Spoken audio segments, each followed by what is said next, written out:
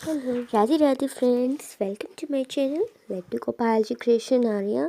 जहाँ मैं आप सभी को लड्डू गोपाल जी से रिलेटेड और पूजा पाठ से रिलेटेड बातें जो है वो बताती हूँ फ्रेंड्स। सो फ्रेंड्स, मैंने जो पिछली वीडियो में आप सभी को कथा आधी जो सुनाई थी वो इस वीडियो में आप सभी को वो पूरी जो मैं सुना दूँगी, क्योंकि फ्रेंड्स वो थोड़ी सी लंबी कथा थी तो इसलिए मैं उस वीडियो में नहीं सुना पाई। वीडियो थोड़ा सा लंबा हो जाता है इसीलिए फ्रेंड्स। सो फ्रेंड्स, मैंने छोड़ा था कि गुफा में शयन करने के लिए विष्णु भगवान घुसे, यहाँ मैंने छोड़ा था। तो मैं अभी स्टार्ट करती हूँ। तो उन्होंने कहा, हे अर्जुन, अतः मैंने उस गुफा में शयन किया। हे दैत्य भी वहाँ आया, मुझको शयन करता देख मारने को तैयार हो गया। उसी समय मेरी देह से एक अत्यंत सुंदर कन्या दिव्य अस्त्र धारण करके उत्पन्न हुई और दैत्य के सामने आकर युद्ध करने लगी। वह दैत्य इस कन्या के उससे लगातार युद्ध करता रहा। कुछ समय बीतने पर इस कन्या ने क्रोध में आकर उस दैत्य के अस्त्र शस्त्रों के टुकड़े कर दिए और उसका रथ तोड़ दिया। उसका रथ जो है फ्रेंड्स वो तोड़ दिया। तब वह दैत्य महान क्रोध करके उससे मल्ल युद्ध करने लगा। उस कन्या ने उसको धक्का देकर मूर्छित कर दिया।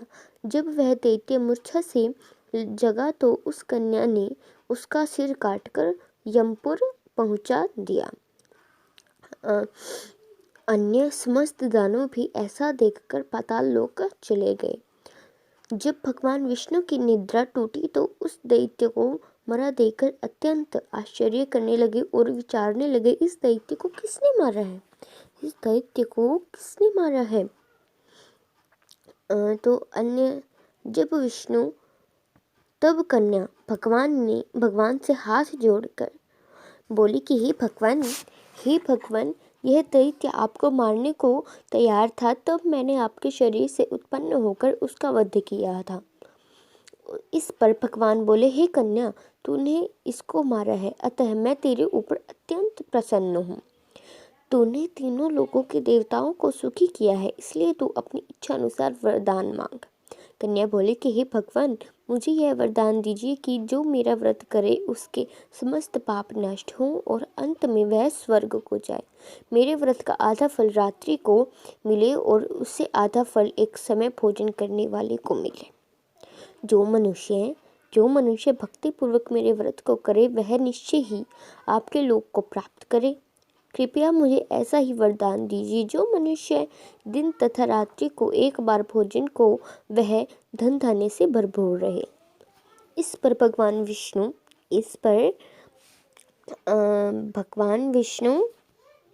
कन्या से बोले कि हे कल्याणी, ऐसा ही होगा। मेरे और तेरे भक्त तक ही होंगे, एक ही होंगे और अंत में संसार प्रसिद्धि को प्राप्त होकर मेरे लोक को प्राप्त करेंगे।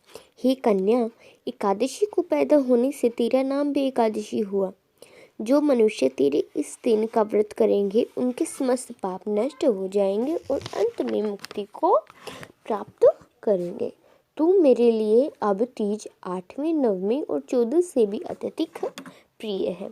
तेरे व्रत का फल सब तीर्थों के फल से महान होगा। यह मेरा कथन सत्य है।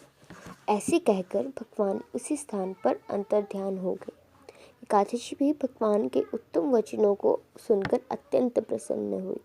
हे अर्जुन, जब तीर्थों, दानों, व्रतों के फल से एकादशी व्रत का फल सर्वश्रेष्ठ है, मैं एकादशी व्रत करने वाले मनुष्य के शत्रुओं को, विघ्नों को नष्ट कर देता हूँ और उन्हें मोक्ष दिलाता हूँ। हे अर्जुन, यह मैंने तुमसे एकादशी की उत्पत्ति के बारे में बतलाया है। एकादशी पापों को नष्ट करने वाली और सिद्धि को देने वाली उत्तम मनुष्य को दोनों पक्षों की एकादशियों को समान समझना चाहिए। उनमें भेदभाव मानना उचित नहीं है। जो पुरुष विष्णु भक्त हैं उनको धन्य है। जो पुरुष विष्णु भक्त हैं उनको धन्य है। जो मनुष्य एकादशी महात्म्य का श्रवण व पठन करते हैं उनको अश्वमेघ यज्ञ का फल मिलता है। अश्वमेघ यज्ञ का फल जो वो मिलता है फ्रेंड्स। जो मनुष्य भक्ति पूर्वक तथा कथा जो है वो सुनते हैं वे विष्णु लोक को जाते हैं और करोड़ों वर्षों तक उनकी उस जगह पूजा होती है। जो एकादशी महात्म्य के चौथाई भाग को सॉरी फ्रेंड गलती से निकल गया कि चौथाई भाग को सुनते हैं उनके ब्रह्म हत्या आदि के महान पाप नष्ट हो जाते हैं। विष्णु धर्म के समान संसार में कोई और दूसरा धर्म नहीं है और एकादशी व्रत के बराबर कोई भी दूसरा व्रत नहीं है। सो फ्रेंड्स, ये थी कथा व उत्पन्ना एकादशी की व्रत कथा। सो फ्रेंड्स, इसी में मैं आप सभी को मैंने आप सभी को ये कथा जो है वो सुनाई। तो अगर आपको मेरी वीडियो अच्छी लगी हो तो प्लीज़ मेरे चैनल को लाइक, सब्सक्राइब एंड शेयर ज़रूर कीजिएगा। और अगर आपको मेरी वीडियो अच्छी लगे तो कमेंट सेक्शन में जाकर ज़रूर बताइएगा कि आपको वीडियो कैसे लगी। तो राधे राधे फ्रेंड्स, इसका थर्ड पार्ट भी आप सभी को जल्दी ही मिल जाएगा। तो हरे कृष्णा, राधे राधे, राधे राधे। ओम वासुदेव भगवते